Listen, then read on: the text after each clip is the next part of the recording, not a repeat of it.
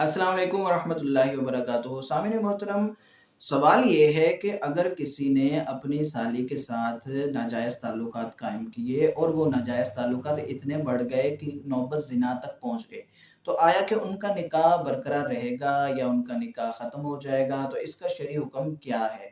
سب سے پہلے تو یہ ذہن نشین رکھیے کہ اسلام نے غیر محرم سے کلیتاً پردہ کرنے کا حکم دیا گیا ہے۔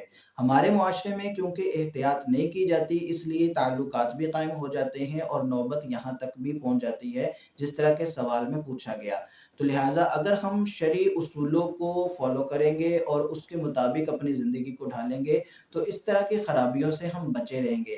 لیکن اگر ہم بے پردگی میں پڑیں گے اور شرعی قوانین کو ہم فالو نہیں کریں گے، ان پر عمل نہیں کریں گے، اللہ تعالیٰ کے احکامات پر عمل نہیں کریں گے، تو بہت سارے مسائل کا سامنا ہمیں کرنا پڑ سکتا ہے۔ لہٰذا پردے کا مکمل اہتمام ہونا چاہیے جو کہ شرعی طریقہ کار ہے۔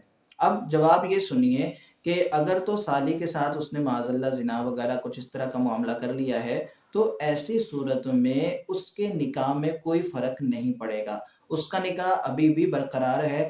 لیکن کیونکہ یہ فعل گناہ کبیرہ تھا، اس سے توبہ استغفار کرنا ہوگا اور آئندہ کے لیے بالکل تعلقات ختم کرنے ہوں گے۔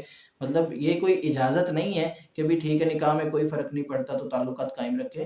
یہ صرف اس لیے بتایا گیا ہے کہ کہیں اس جائز رشتے کو حرام نہ سمجھا جائے، وہ آپ کے لیے ابھی تک حلال رہے گا۔ ہاں، یہ تعلقات آپ کے حرام ہیں، اس سے آپ کلیتاً اجتناب کریں۔